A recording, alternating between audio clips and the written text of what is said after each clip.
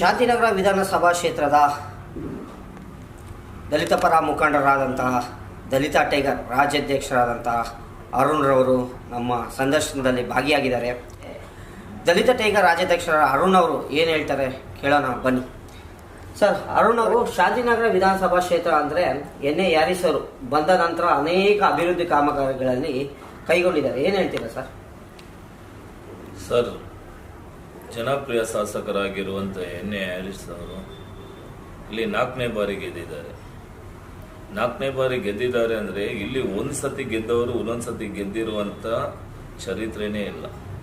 ಈ ಚರಿತ್ರೆಯನ್ನು ಬದಲಾವಣೆ ಮಾಡಿದ್ರೆ ಅಂದರೆ ಜನರು ಅವ್ರಿಗೆ 4 ಬಾರಿ ಆಶೀರ್ವಾದ ಮಾಡಿ ಅವರೇ ನಮಗೆ ಶಾಸಕರಾಗಬೇಕಂತ ಹೇಳಿ ಓಟ್ ಹಾಕಿ ಅವ್ರನ್ನ ಗಳಿಸಿದ್ದಾರೆ. ಅಂದರೆ ಅವ್ರ ಕೆಲಸವನ್ನು ಇಷ್ಟಪಟ್ಟು ಅವ್ರು ಮಾಡುವಂಥ ಅಭಿವೃದ್ಧಿಗಳನ್ನು ಇಷ್ಟಪಟ್ಟೇ ಅವ್ರನ್ನ ಗಳಿಸಿರೋದು. ಹಾಗೂ ಶಾಂತಿನಗರದಲ್ಲಿ ಹೇಳಬೇಕಾದ್ರೆ ಶಾಸಕರು ಬರೋಕ್ಕೆ ಮುಂಚೆ ಶಾಂತಿನಗರ ಇಡೀ ಶಾಂತಿನಗರ ಕ್ಷೇತ್ರವನ್ನೇ ಸ್ಲಮ್ ಅಂತಾನೆ ಕರೀತಾ ಇದ್ರು. ಯಾಕಂದರೆ ಎಲ್ ಆರ್ ನಗರ ಆಗಲಿ, ಅಂಬೇಡ್ಕರ್ ನಗರ ಆಗಲಿ, ಉಪ್ಪಡಪ್ಪ ಆಗಲಿ, ಮಾಯಾ ಬಜಾರ್ ಆಗಲಿ, ರುದ್ರಪ್ಪ ಗಾರ್ಡನ್ ಆಗಲಿ, ದೀನಬದ ನಗರ ಆಗಲಿ, ಗೆಂಟ್ರೂಪ್ ಆಗಲಿ, ಶಾಂತಿನಗರದಲ್ಲಿ ವಿನಾಯಕ್ ನಗರ ಆಗಲಿ, ಈ ಥರ ಸುತ್ತು ಸ್ಲಮ್ಗಳಿದ್ದಿತ್ತು. ಆವಾಗ ಬಂದು ಜನರು ತುಂಬ ಕಷ್ಟಪಡ್ತಾ ಇದ್ರು. ಯಾವಾಗ ಶಾಸಕರು ಬಂದು ಇಲ್ಲಿ ಗೆದ್ದ ಆದಮೇಲೆ ಪೂರ್ತಿ ಬದಲಾವಣೆ ಆಗಿದೆ. ಎಲ್ ಆರ್ ನಗರದಲ್ಲಿ ಬಂದು ಯಾರು ಎಲ್ ಆರ್ ನಗರ ಅಂತ ಲಕ್ಷ್ಮಣರಾವ್ ನಗರ ಅಂತ ಕರೀತಾ ಇರಲಿಲ್ಲ. ಹಿಂಗೆ ಯಾರು ಲಕ್ಷ್ಮಣರಾವ್ ನಗರ ಅಂತ ಕರೀತಾ ಇರಲಿಲ್ಲ. ಅಲ್ಲಿ ಒಂದು ನಾಯಿಗಳನ್ನ ಹಿಡಿದು ತಂದು ಕೂಡಾಕುವಂತ ಜಾಗ ಇತ್ತು ಎಲ್ ಆರ್ ನಗರದಲ್ಲಿ. ಅದರಿಂದ ಬಂದು ಅಲ್ಲಿ ನಾಯಿ ಜೋಬಿ ಅಂತಾನೆ ಕರೀತಾ ಇದ್ರು. ಆ ಹೆಸರನ್ನು ಯಾವ ಥರ ಬದಲಾವಣೆ ಮಾಡಿದ್ರು ಅಂದರೆ ಶಾಸಕರು ನಿಜವಾಗ್ಲೂ ಅಲ್ಲಿ ಇರುವಂಥ ಎಲ್ಲ ಜನರಿಗೆ ಎಲ್ಲ ಮನೆಗಳ ಗುಡಿಸಲುಗಳನ್ನ ಎಲ್ಲಾನು ತೆಗೆದುಹಾಕಿ ಈಗ ಎಲ್ಲ ಮೋಲ್ಡ್ ಮನೆಗಳಾಗಿದೆ. ಅಲ್ಲಿ ಈ ಥರ ಒಂದು ಅಭಿವೃದ್ಧಿ ಕೆಲಸಗಳು ಯಾವುದೇ ಬಂದು ಜಾತಿ ಮತ ಭೇದ ಭಾವ ಯಾವುದೇ ಹೇಳದೆ ಅವರು ಒಂದೊಂದು ಕೆಲಸಗಳನ್ನ ಮಾಡಿಕೊಂಡು ನನ್ನ ಜನ ನನ್ನ ಕ್ಷೇತ್ರ ನನ್ನ ಜನ ಚೆನ್ನಾಗಿರ್ಬೇಕು, ನಾನು ಮನುಷ್ಯತ್ವದಿಂದ ಇದ್ದೀನಿ, ಎಲ್ಲರೂ ಮನಸಾಕ್ಷಿಯಿಂದ ಬದುಕಬೇಕಂತ ಹೇಳಿ ಕೆಲಸಗಳನ್ನ ವಿರೋಧ ಪಕ್ಷದವರು ಆರೋಪ ಮಾಡ್ತಾ ಇದ್ದಾರೆ. 2 ಬಾರಿ ಆಯ್ತು, 3ನೇ ಬಾರಿ ಆಯ್ತು, ಇವತ್ತು ಪ್ರತಿಭಟನೆ ಮೂಲಕ ವ್ಯಕ್ತಪಡಿಸ್ತಾ ಇದ್ದಾರೆ. ಏನ್ ಹೇಳ್ತೀರಾ ಅರುಣ್ ಅವರೇ ಇವತ್ತು? ಸರ್, ಈಗ ನಾವೇನು ಹೇಳ್ತಾ ಇದ್ದೀವಿ ಅಂದರೆ ಇವರು 1 ಬಾರಿ ಆಯ್ತು, 2 ಬಾರಿ ಆಯ್ತು, 3 ಬಾರಿ ಪ್ರತಿಭಟನೆ ಯಾತಕ್ಕೋಸ್ಕರ ಪ್ರತಿಭಟನೆ ಮಾಡ್ತಾ ಇದ್ದಾರೆ ಅಂತ ನಾವು ಕೇಳ್ತಾ ಇರೋದು. ಇವತ್ತು ಬೇರೆ ನೀಲ್ಸಂದ್ರ ಬಜಾರ್ ಸ್ಟ್ರೀಟ್ ರೋಡ್ನ ಹಿಡ್ಕೊಂಡು ಇವರು ಬೇರೆ ಇಲ್ಲೇ ಅವ್ರು ಓಡಾಡುವಂತ ಜಾಗ ಇದೆ ಅಂತ ಹೇಳಿ ಪ್ರತಿಭಟನೆ ಮಾಡ್ತಾ ಇದಾರಲ್ಲ, ಇದು ಎಷ್ಟು ಮಟ್ಟಿಗೆ ಸರಿ ಇದೆ? ಇಡೀ ಶಾಂತಿನಗರ ಕ್ಷೇತ್ರದಲ್ಲಿ ಕೆಲಸ ನಡೀತಾ ಇದೆ. ಬೇರೆ ನೀಲ್ಸಂದ್ರ ಬಜಾರ್ ಸ್ಟ್ರೀಟ್ ರೋಡ್ಗಳಲ್ಲಿ ಮಾತ್ರ ಕೆಲಸ ನಡೀತಾ ಇಲ್ಲ. ಅಭಿವೃದ್ಧಿ ಕೆಲಸಗಳು ಇಡೀ ಶಾಂತಿನಗರ ಕ್ಷೇತ್ರದಲ್ಲೂ ಗಲ್ಲಿಯಲ್ಲೂ ಕೆಲಸ ನಡೀತಾ ಇದೆ. ನಾವ್ ಏನ್ ಹೇಳ್ತಾ ಇದೀವಿ ಅಂದ್ರೆ ಕೆಲಸ ಮಾಡಿಸೋಕೆ ಯಾಕೆ ನೀವು ಅಡ್ಡಿಪಡಿಸ್ತಾ ಇದ್ದೀರಾ?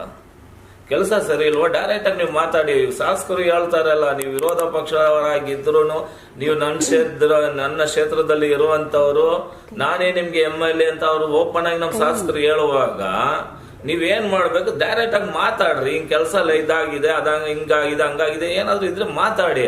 ಅದನ್ನ ಬಿಟ್ಬಿಟ್ಟು ನೀವು 4-5 ಜನನ್ನ ಸೇರಿಸ್ಕೊಂಡು ಎಲ್ಲಿಂದ ನಾವು ಪ್ರತಿಭಟನೆ ಮಾಡ್ತೀವಿ ಇದ್ ಮಾಡ್ತೀವಿ ಹಂಗಂತ ಹೇಳಿ ಸುಮ್ನೆ ಅದ್ರ ರಾಜಕೀಯ ಮಾಡೋಕ್ ಬರ್ಕೂಡ್ದಂತ ನಾನು ಹೇಳ್ತಾ ಇದ್ದೀನಿ. ಸರ್, ಎಲ್ಲೋ ಒಂದ್ ಕಡೆ ಆರೋಪ ಮಾಡ್ತಾ ಇರೋದು ಇಲ್ಲೆಲ್ಲ ಕುಂಟುತ್ತಾ ಸಾಕ್ತಾ ಇದೆಯಲ್ಲ ಸರ್ ಕೆಲಸ? ಸರ್, ಫಸ್ಟ್ ನಾನು ಒಂದು ವಿಷಯ ನಾನು ಹೇಳೋದೇನಂದ್ರೆ, ಇಲ್ಲಿ ಇದ್ದಿತ್ತು ನೀರಿನ ಪೈಪು ಬೇರೆ ಅರ್ಧ ಅಡಿ ಮಾತ್ರನೇ. ಇಡೀ ಕ್ಷೇತ್ರಕ್ಕೆ ಈ ಕಡೆ ಬಂದು ಈಗ ಈ ಜಾಗದಲ್ಲಿ ಹೋಗ್ಬೇಕಾದ್ರೆ ನೀಲ್ಸಂದ್ರದಿಂದ ಹಿಡಿದು ರೋಸ್ ಗಾರ್ಡನು ಈ ನೀರೇ ಬಂದು ಇಲ್ಲಿಂದ ಬಂದು ಎಲ್ ಆರ್ ನಗರ, ವಿವೇಕ್ ನಗರ, ವನಾರ್ಪೇಟೆ ಎಲ್ಲಕ್ಕೂ ಈ ಪೈಪ್ ಲೈನೇ ಕಲೆಕ್ಷನ್ ಆಗಿತ್ತು. ಈಗ ಮುಂಚೆ ಜನ ಸಂಖ್ಯೆ ಕಡಿಮೆ ಆಗಿದ್ರು.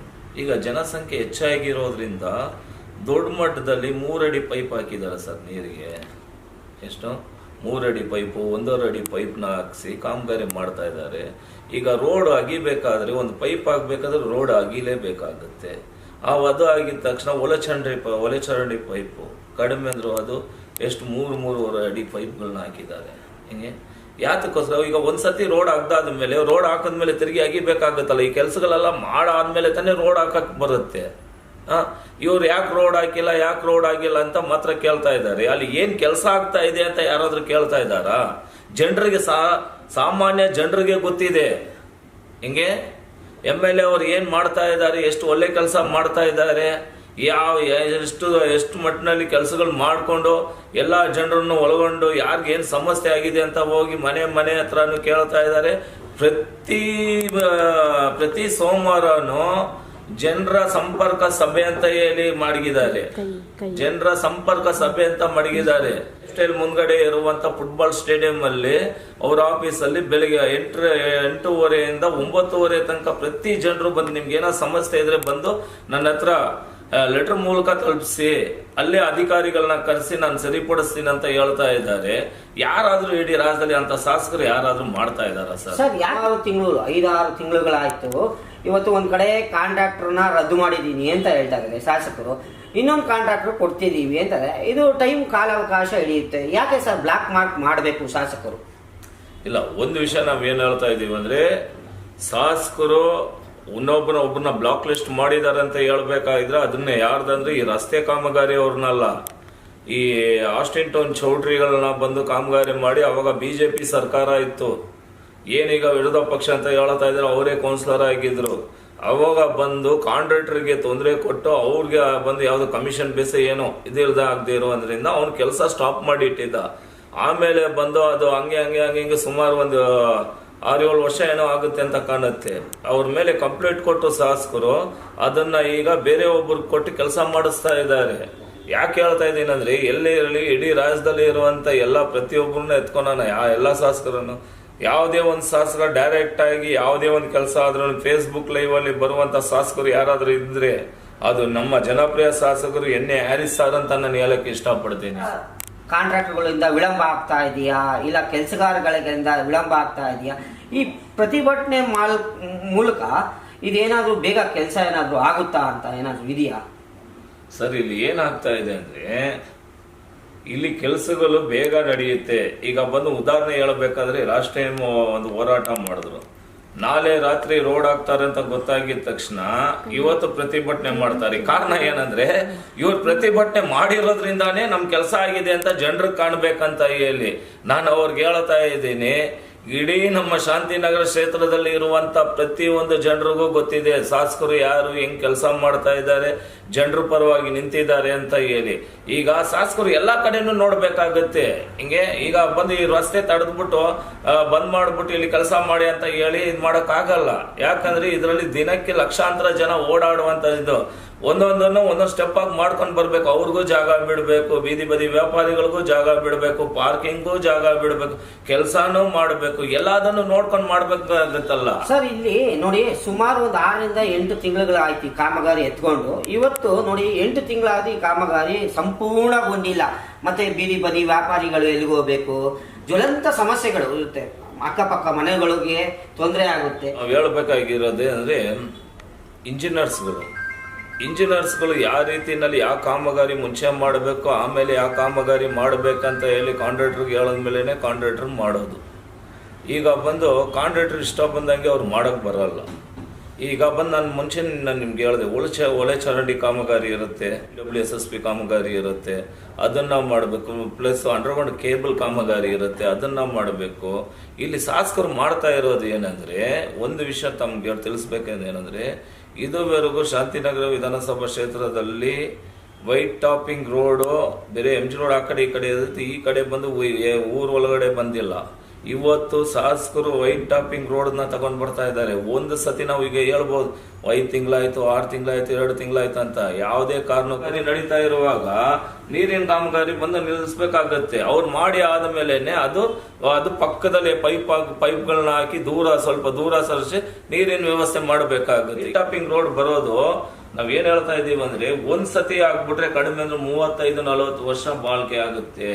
ನಾವು ಸ್ವಲ್ಪ ದಿನ ನಾವು ಕಷ್ಟಪಟ್ಟು ನಾವೇನು ಇದ್ ಮಾಡ್ಕೊಂಡು ನಾವು ಅನುಸರಿಸ್ಕೊಂಡು ಹೋದ್ರೆ 30-40 ವರ್ಷ ನಾವು ಚೆನ್ನಾಗಿರ್ತೀವಿ. ಶಾಸಕರು ನಮ್ಮನ್ ಬಗ್ಗೆ ಯೋಚನೆ, ನಮ್ಮ ಮುಂದಿನ ಪೀಳಿಗೆ ಬಗ್ಗೆ ಯೋಚನೆ ಮಾಡಿ ಪ್ರತಿಯೊಂದು ಕೆಲಸಗಳನ್ನ ಮಾಡ್ತಾರೆ. ಇವಾಗ ವಿರೋಧ ಪಕ್ಷದವರು ವಾಷಿಂಗ್ಟನ್, ನೀಲ್ಸಂದ್ರ ಭಾಗದಲ್ಲಿ ಮಾತ್ರ ಪ್ರತಿಭಟನೆ ಹಮ್ಮಿಕೊಳ್ತಾ ಇದ್ದಾರೆ. ಈ ವಿನೂತನವಾಗಿ ಪ್ರತಿಭಟನೆ ಹಮ್ಮಿಕೊಂಡ್ರು. ಅನೇಕ ದಲಿತ ಪರ ಮುಖಂಡರು ಸಹ ಪಾಲ್ಗೊಂಡಿದ್ರು, ಪಂಜಿನ ಮೆರವಣಿಗೆ ಸಹ ಮಾಡಿದ್ರು. ಇವತ್ತು ಏನ್ ಹೇಳ್ತೀರಾ ಸರ್? ಅನೇಕ ದಲಿತ ಪರ ಮುಖಂಡರು ಅಂತ ಹೇಳಕ್ ಬರಲ್ಲ. ಯಾಕೆ ಹೇಳ್ತಾ ಇದ್ದೀನಂದ್ರೆ, ಬಾಬಾ ಸಾಹೇಬ್ ಅಂಬೇಡ್ಕರ್ಗಾಗ್ಲಿ ನಮ್ಮ ಸಂವಿಧಾನಕ್ಕೆ ವಿರೋಧವಾಗಿ ಇರುವಂತದ್ದು ಪಕ್ಷ BJP. RSS ಹಿಂಗೆ ಅವ್ರ ಜೊತೆಯಲ್ಲಿ ಸೇರುವಂಥವರೆಲ್ಲ ಬಂದು ದಲಿತರ ಮುಖಂಡರು ಆಗೋಕ್ಕಾಗಲ್ಲ, ಬಾಬಾ ಸಾಹೇಬ್ ಅಂಬೇಡ್ಕರ್ ಫಾಲೋವರ್ಸು ಆಗೋಕ್ಕಾಗಲ್ಲ. ಒಂದು ವಿಷಯ ನಾವು ಹೇಳ್ತಾ ಇದ್ದೀವಿ. ಇಲ್ಲಿ ಆಸ್ಟಿನ್ ಟೋನು, ನೀರಜ್ ಚಂದ್ರ ಬಜಾರ್ ಸ್ಟ್ರೀಟ್, ಇಲ್ಲಿ ಮಾತ್ರ ಇವ್ರು ಧ್ವನಿ ಎತ್ಕೊಂಡು ಮಾಡ್ತಾ ಇದ್ದಾರೆ. ಚುನಾವಣೆ ಹತ್ರ ಬರ್ತಾ ಇದೆ.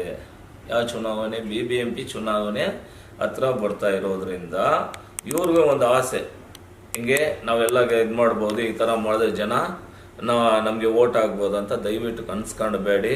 ಯಾಕೆ ಹೇಳ್ತಾ ಇದ್ದೀವಿ ಅಂದರೆ, ಪ್ರತಿಯೊಂದು ಜನರಿಗೂ ಗೊತ್ತಿದೆ, ಪ್ರತಿಯೊಂದು ಜನರು, ಈ ಕ್ಷೇತ್ರದ ಜನರು ಅವತ್ತಿನಿಂದ ಇವತ್ತಿನ ತನಕ. ಈಗ ಬೀದರ್ ಬಂದ್ ಹಿನ್ನೆಲೆ ಮತ್ತೊಂದು ಬ್ರೇಕಿಂಗ್ ನ್ಯೂಸ್ ಸಿಗ್ತದೆ. ಅಂಬೇಡ್ಕರ್ ಕುರಿತ ಅಮಿತ್ ಶಾ ಹೇಳಿಕೆ ಖಂಡಿಸಿ ಬೀದರ್ ಬಂದ್ ಜನಜಂಗುಳಿಯಿಂದ ಕೂಡಿದಂತಹ ಬಂದ್ಗೆ ಉತ್ತಮ ಪ್ರತಿಕ್ರಿಯೆ ಸಿಕ್ಕಿರುವುದು ನಾವು ಈ ದೃಶ್ಯ ವಿಡಿಯೋಗಳಲ್ಲಿ ನೋಡಬಹುದಾಗಿದೆ. ಈ ಒಂದು ಬೀದರ್ ಬಂದ್ಗೆ ಜಿಲ್ಲಾದ್ಯಂತ ಉತ್ತಮ ಪ್ರತಿಕ್ರಿಯೆ ಕೂಡ. ಈಗ ಬೀದರ್ ಬಂದ್ ಹಿನ್ನೆಲೆ ಮತ್ತೊಂದು ಬ್ರೇಕಿಂಗ್ ನ್ಯೂಸ್ ಸಿಗ್ತದೆ. ಅಂಬೇಡ್ಕರ್ ಕುರಿತ ಅಮಿತ್ ಶಾ ಹೇಳಿಕೆ ಖಂಡಿಸಿ ಬೀದರ್ ಬಂದ್ ಜನಜಂಗುಳಿಯಿಂದ ಕೂಡಿದಂತಹ ಬಂದ್ಗೆ ಉತ್ತಮ ಪ್ರತಿಕ್ರಿಯೆ ಸಿಕ್ಕಿರುವುದು ನಾವು ಈ ದೃಶ್ಯ ವಿಡಿಯೋಗಳಲ್ಲಿ ನೋಡಬಹುದಾಗಿದೆ. ಈ ಒಂದು ಬೀದರ್ ಬಂದ್ಗೆ ಜಿಲ್ಲಾದ್ಯಂತ ಉತ್ತಮ ಪ್ರತಿಕ್ರಿಯೆ. ಶಾಸಕರು ನಡ್ಕೊಂಡು ಬರ್ತಾ ಇದಾರಂದ್ರೆ ಸಾವಿರಾರು ಜನ ಹಿಂದೆ ಸೇರ್ತಾರೆ. ಯಾರನ್ನೂ ದುಡ್ಡು ಕೊಟ್ಟು ಸೇರ್ಸಲ್ಲ, ಪ್ರೀತಿ ವಿಶ್ವಾಸದಿಂದ ಬಂದು ಸೇರುವಂತವ್ರು. ರೋಡಲ್ಲಿ ನಡ್ಕೊಂಡು ಹೋಗ್ತಾ ಇದ್ದಂಗೆ ಅವ್ರವ್ರಿಗೆ ಹೋಗ್ತಾ ಇದ್ರು ಗಾಡಿಗಳನ್ನ, ಅದನ್ನ ನಿಲ್ಲಿಸ್ಬಿಟ್ಟು ಅವ್ರು ಬಂದು ಶಾಸಕರು ಹಿಂದೆ ಬರುವಂತವ್ರು. ಕೆಲವೊಬ್ರಿಗೆ ಏನೋ ಹೇಳಕ್ಕಾಗಲ್ಲ, ಹಿಂಗೆ ದುಡ್ಡು ಕೊಟ್ಟು ಜನನ ಸೇರಿಸೋದು, ಸುಮ್ಮನೆ ಇದು ಮಾಡೋದು. ಅದ್ರಲ್ಲೂ ಜನ ಯಾರು ಸೇರಲ್ಲ, ದುಡ್ಡು ಕೊಟ್ರು ಸೇರಲ್ಲ. ಕಾರಣ ಏನಂದ್ರೆ, ಹ್ಯಾರಿಸ್ ಅವ್ರು ಪ್ರತಿಯೊಬ್ಬರಿಗೆ ಈಗ ದುಡ್ಡು ಕೊಟ್ಟು ಸೇರ್ಬೇಕು, ಎಲ್ಲಿ ಹೋಗ್ಬೇಕು, ಒಂದು ಸ್ಲಮ್ಮಲ್ಲಿ ಅಲ್ಲಿ ಇಲ್ಲಿ ಹೋಗಿ ಹುಡ್ಕಾಡ್ಬೇಕು. ಪ್ರತಿಯೊಂದು ಸ್ಲಮ್ಮಲ್ಲಿ ಇಲ್ಲಿ ಇರುವಂತ ಜನರಿಗೂ ಪ್ರತಿಯೊಬ್ಬರಿಗೂ ಮೂಲಭೂತ ಸೌಕರ್ಯ ಕಳಿಸ್ಕೊಟ್ಟು ಅವ್ರವ್ರಿಗೆ ಒಂದೊಂದು ಮನೆಗಳನ್ನ ಕಟ್ಸ್ಕೊಟ್ಟು ಆ ಮನೆಯಲ್ಲಿ ನೆಮ್ಮದಿಯಿಂದ ಜೀವನ ಮಾಡ್ತಾ ಇರುವಂತವ್ರು ಯಾರು ಇವ್ರಿಗೆ ಸಪೋರ್ಟ್ ಮಾಡಲ್ಲ ಸರ್. ಅನೇಕ ಮುಖಂಡರು ಇದೇ ಪ್ರತಿಭಟನೆ ಮಾಡಿದ್ರು. ಇದು 2-3 ದಿವಸದ ಹಿಂದೆ ಕಾಂಗ್ರೆಸ್ ಸೇರ್ಪಡೆ ಆದ್ರು. ಇವತ್ತು ನೀವು ಅದ್ರ ಬಗ್ಗೆ ಏನ್ ಹೇಳ್ತೀರಾ ಸರ್? ಸರ್, ಅದ್ರ ಬಗ್ಗೆ ನಾನು ಏನ್ ಹೇಳ್ಬೇಕಂದ್ರೆ, ಹ್ಯಾರಿಸ್ ಸರ್ನ ದೂರದಿಂದ ನೋಡುವಾಗ ಅವ್ರಿಗೆ ಏನೋ ಒಂಥರ ಅನ್ಸುತ್ತೆ. ಅವ್ರನ್ನ ಯಾವಾಗ ಒಬ್ರು ಬಂದು ಹತ್ತಿರದಿಂದ ನೋಡ್ತಾರೋ ಅವಾಗ ಹ್ಯಾರಿಸ್ ಸರ್ ಅವ್ರದ ತಾಯಿ ಹೃದಯವನ್ನು ಕಾಣ್ತಾರೆ. ಹಿಂಗೆ ಅವ್ರು ಮಾಡುವಂತ ಕೆಲಸಗಳಾಗ್ಲಿ, ಅವ್ರು ಯಾವುದೇ ಕಾರಣಕ್ಕೆ ಯಾರಿಗೂ ಮುಲಾಜ್ ತೋರಿಸಲ್ಲ. ಏನಿದ್ರು ಡೈರೆಕ್ಟ್ ಆಗಿ ಮಾತಾಡೋರು, ಡೈರೆಕ್ಟ್ ಆಗಿ ಹೇಳೋರು. ನೀನ್ ತಪ್ಪು ಮಾಡಿ, ನೀನ್ ಮಾಡೋದು ತಪ್ಪು ಅಂತ ಹೇಳೋರು. ಹಿಂಗೆ ಓಪನ್ ಆಗಿ ಈ ತರ ಒಂದು ತಾಯಿ ಹೃದಯ. ಯಾರು ಅವ್ರ ಕ್ಷೇತ್ರದಲ್ಲಿ ನನ್ನ ಜನರಿಗೆ ಯಾವುದೇ ರೀತಿ ಏನು ತೊಂದರೆ ಆಗ್ಕೂಡದು. ನನ್ನ ಕ್ಷೇತ್ರದಲ್ಲಿ ಇರುವಂತ ಜನರು ಸಮಾನತೆಯಿಂದ ಬದುಕಬೇಕು, ಪ್ರತಿಯೊಂದು ಮೂಲಭೂತ ಹಕ್ಕುಗಳಿಂದ ಅವರು ಸುರಕ್ಷಿತವಾಗಿ ಬದುಕಬೇಕು ಅಂತ ಹೇಳಿ ಅವ್ರದ್ದು ಮೊದಲನೇ ಕಾನ್ಸೆಪ್ಟ್ ಏನು ಹೇಳಿ, ಅವ್ರ ಮೊದಲನೇ ಕಾನ್ಸೆಪ್ಟೇ ಪ್ರತಿ ಮನೆಯಲ್ಲೂ ಮಕ್ಕಳು ವಿದ್ಯಾವಂತರಾಗಬೇಕು, ದೊಡ್ಡ ದೊಡ್ಡ ಅಧಿಕಾರಕ್ಕೆ ಬರಬೇಕು, IAS ಆಫೀಸರ್ಸ್ ಆಗಬೇಕು, IPS ಆಗಬೇಕು, ಡಾಕ್ಟರ್ಸ್ ಆಗಬೇಕು, ಇಂಜಿನಿಯರ್ಸ್ ಆಗಬೇಕು. ಅವಾಗಲೇ ನಾನು ಮಾಡಿರುವಂಥ ಇದಕ್ಕೆ, ನಾನು ಕ್ಷೇತ್ರದಲ್ಲಿ MLA ಆಗಿ ಇದ್ದಿದ್ದಕ್ಕೆ ಸಾರ್ಥಕ ಅಂತ ಹೇಳಿ ಅವ್ರು ಬರ್ತಾ ಇರೋದು. ಬಂದಿದ್ದಾರೆ, ಇನ್ನು ಕಾಂಗ್ರೆಸ್ ಬಂದು ಸೇರ್ಪಡೆ ಆಗಿ ಶಾಸಕರ ಜೊತೆಯಲ್ಲಿ ಇದ್ದಾರೋ ಅವ್ರಿಗೆ ಸತ್ಯ ಗೊತ್ತಾಗಿದೆ. ಅಂಬೇಡ್ಕರ್ ವಿರೋಧಿಗಳು ಯಾರು, ಅಂಬೇಡ್ಕರ್ ಸಂವಿಧಾನವನ್ನು ರಕ್ಷಿಸುವವರು ಯಾರು ಅಂತ ಹೇಳಿ, ಸಂವಿಧಾನವನ್ನು ಬದಲಾವಣೆ ಮಾಡ್ತೀನಂತ ಹೇಳೋರ ಜೊತೆಯಲ್ಲಿ ಅವರಿದೆ. ಅವ್ರಿಗೆ ಈಗ ಸತ್ಯಾಂಶ ಗೊತ್ತಾಗಿದೆ, ಅದರಿಂದ ಒಂದು ಶಾಸಕರ ಜೊತೆಯಲ್ಲಿ ಕಾಂಗ್ರೆಸ್ ಪಕ್ಷ ಸೇರ್ಪಡೆ ಆಗಿದ್ದಾರೆ. ಸರ್, ಕ್ಷೇತ್ರದಲ್ಲಿ ಅವ್ರದೇ ಆದ ವರ್ಚಸ್ಸನ್ನು ಇಟ್ಕೊಂಡಿದ್ದಾರೆ. ಇವತ್ತು ಸ್ಥಳೀಯ ಮಟ್ಟದ ಚುನಾವಣೆ ಬರ್ತಾ ಇದೆ. ಸ್ಥಳೀಯ ಮಟ್ಟದ ಚುನಾವಣೆ ಬರಬೇಕಾದ್ರೆ ಇದು ಸರ್ವೇಸಾಮಾನ್ಯ, ಪರ ವಿರೋಧ ಇದ್ದೇ ಇರುತ್ತೆ. ಇವತ್ತು ನೀವು ಒಬ್ರು ದಲಿತ ಪರ ಮುಖಂಡರಾಗಿದ್ದೀರಾ, ಇಷ್ಟೆಲ್ಲ ಹ್ಯಾರಿಸ್ ಬಗ್ಗೆ ತಿಳ್ಕೊಂಡಿದ್ದೀರಾ, ಅವ್ರ ಬಗ್ಗೆ ನಿಮ್ಗೆ ಏನು ಅನಿಸುತ್ತೆ ಸರ್? ಸರ್, ನನಗೆ ಈ ಕ್ಷೇತ್ರದ ಸಂಘಟನೆಯಲ್ಲಿ 25 ವರ್ಷ ನಾನು ಸಾವಿರಾರು ಹೋರಾಟಗಳನ್ನ ಮಾಡ್ಕೊಂಡು ಬಂದಂಥವು ಇದೀವಿ. ಅಂದರೆ ಶಾಸಕರು, ನಿಜವಾಗ್ಲೂ ಹೇಳ್ತಾ ಇದ್ದೀನಿ, ಅವ್ರ ಥರ ಒಂದು ಒಳ್ಳೆ ಕೆಲಸ ಮಾಡುವಂಥ ಶಾಸಕರು ನಮ್ಗೆ ಸಿಕ್ಕಿರೋದು ಈ ಕ್ಷೇತ್ರದ ಪುಣ್ಯ ಅಂತ ಹೇಳ್ತೀನಿ. ಕಾರಣ ಏನಂದರೆ, ಈ ಕ್ಷೇತ್ರದ ಜನರು BJP ಅವ್ರಿಗೂ ಅವಕಾಶ ಕೊಟ್ಟಿದ್ರು. ಹಿಂಗೆ ರಘು ಅಂತ ಒಬ್ಬರಿನ ಗಳಿಸಿದ್ರು. CV ರಾಮನಗರದಲ್ಲಿ ಈಗ MLA ಆಗಿದ್ದಾರೆ. ಆ ರಘುವನ್ನು ಗೆಲ್ಸಿದ್ರು, BJPಯನ್ನು ಆಯ್ಕೆ ಮಾಡಿದ್ರು. ಆದ್ರೆ ಗೆದ್ದಿ ಹೋಗಿರ್ ದಿನದಿಂದ ಆಮೇಲೆ MLA ಯಾರಂತಾನು ಯಾರಿಗೂ ಗೊತ್ತಾಗ್ದೇ ಆಯ್ತು. ಕ್ಷೇತ್ರಕ್ಕೆ ಬರ್ತಾ ಇರಲಿಲ್ಲ, ಯಾರು ಯಾವ ಒಂದು ಕಾರ್ಯಕ್ರಮಕ್ಕೆ ಪಾಲ್ಕೊಳ್ತಾ ಇಲ್ಲ, ಏನಿಲ್ಲ. ಬೇರೆ ವಿಧಾನಸಭಾ ಆಯಿತು, ಅವ್ರದ್ದು ಲೂಟಿ ಮಾಡುವಂಥ ಕೆಲಸಗಳಾಯಿತು, ಇದೇ ಥರ ಆಯಿತು. 5 ವರ್ಷ ಅವ್ರು ಎಲ್ಲಿದ್ದಾರೆ ಅಂತಾನೆ ಯಾರು ಕಂಡುಹಿಡಿಯೋಕ್ಕಾಗಲಿಲ್ಲ. ಆ ಥರ ಇದ್ದಿತ್ತು. ಈಗ ಕೇಳಿ, 6 ವಯಸ್ಸು ಮಗುವಿಂದ ಹಿಡಿದು 60 ವಯಸ್ಸು 70 ವಯಸ್ಸು ಮುದುಕರ ತನಕ ಶಾಂತಿನಗರ ಕ್ಷೇತ್ರದ MLA ಯಾರಂತ ಹೇಳಿದ್ರೆ ಎನ್ಎ ಹ್ಯಾರಿಸ್ ಅಂತ ಹೇಳ್ತಾರೆ. ಚಿಕ್ಕ ಪುಟಾಣಿ ಮಕ್ಕಳ ಮಧ್ಯದಲ್ಲಿ ನಿಮ್ಮ ಕ್ಷೇತ್ರದ MLA ಯಾರಂತ ಕೇಳಿ, ಅವ್ರು ಹೇಳ್ತಾರೆ ನನ್ನ MLA, ನಮ್ಮ ಕ್ಷೇತ್ರದ MLA ಎನ್ಎ ಹ್ಯಾರಿಸ್ ಸರ್ ಅಂತ ಹೇಳಿ. ಕಾರಣ ಏನು ಹೇಳಿ? ಕ್ಷೇತ್ರದ ಜನರ ಕ್ಷೇತ್ರದಲ್ಲಿ ಇರುವಂತ ಜನರ ಮಧ್ಯದಲ್ಲಿ ವಾಸ ಮಾಡ್ಕೊಂಡಿದ್ದಾರೆ. ದಿನನಿತ್ಯ ಬಂದು ಬೆಳಗಿನ ಜಾವ 5 ಗಂಟೆ ಎದ್ದೊಳೋದು, ಜನರಿಗೆ ಏನ್ ಕೆಲಸ ಆಗ್ಬೇಕು ಅದನ್ನ ಮಾಡೋದು. ಕ್ಷೇತ್ರದಲ್ಲಿ ಯಾವ ಅಭಿವೃದ್ಧಿ ಕೆಲಸಗಳು ಮಾಡ್ತಾ ಇದಾರೆ, ಏನ್ ಗುದ್ಲಿ ಪೂಜೆ ಮಾಡ್ತಾ ಇದ್ದಾರೆ, ಬೇರೆ ಮಾಡಿ ಹೋಗ್ತಾ ಇದಾರೆ ಅಂತ ಇಲ್ಲ. ಕೆಲಸಗಳು ಆಗ್ತಾ ಇದೆಯಾ ಇಲ್ವಾ ಅಂತ ಹೇಳಿ ಅವ್ರು ವಿಸಿಟ್ ಮಾಡ್ಕೊಂಡು ಬರ್ತಾ ಇದ್ದಾರೆ. ನೀವು ನೋಡ್ತಾ ಇರ್ತೀರಾ. ನಾವೇನ್ ಹೇಳ್ತಾ ಇದೀವಿ, ಏನೋ ಶಾಸಕರ ಪರವಾಗಿ ಇದು ಮಾಡ್ಕೊಂಡು ಸುಳ್ಳು ಹೇಳೋದ.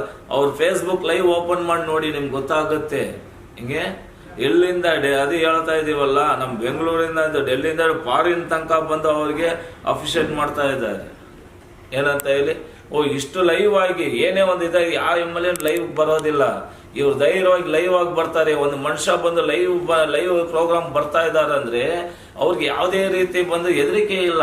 ಯಾಕಂದ್ರೆ ಅವ್ರು ಮಾಡ್ತಾ ಇರೋದು ಒಳ್ಳೆ ಕೆಲಸಗಳು. ಯಾವ್ದಾದ್ರು ತಪ್ಪು ಮಾಡಿದ್ರು ಆಗ್ಲಿ, ಮತ್ತೊಂದು ಮಾಡಿದ್ರು ಆಗ್ಲಿ, ಹೆದರಿಕೆ ಇರಬೇಕಾಗುತ್ತೆ. ಸುಮ್ನೆ ಕಾಟಾಚಾರ ಬಂದ ಇವ್ರು ಓಪನ್ ಏನೇ ಒಂದು ಮಾಡಿದ್ರು ಲೈವ್ ಬರ್ತಾ ಇರಲ್ಲ. ಸರ್, ವಿರೋಧ ಪಕ್ಷಗಳು ಪ್ರತಿಭಟನೆ ಮಾಡ್ತಾ ಇದಾರಲ್ಲ, ಅವ್ರಿಗೆ ನೇರವಾಗಿ ಅರುಣ್ ಅವರೇ ನೀವೇನ್ ಹೇಳೋದು ಬಯಸ್ತೀರಾ ಸರ್?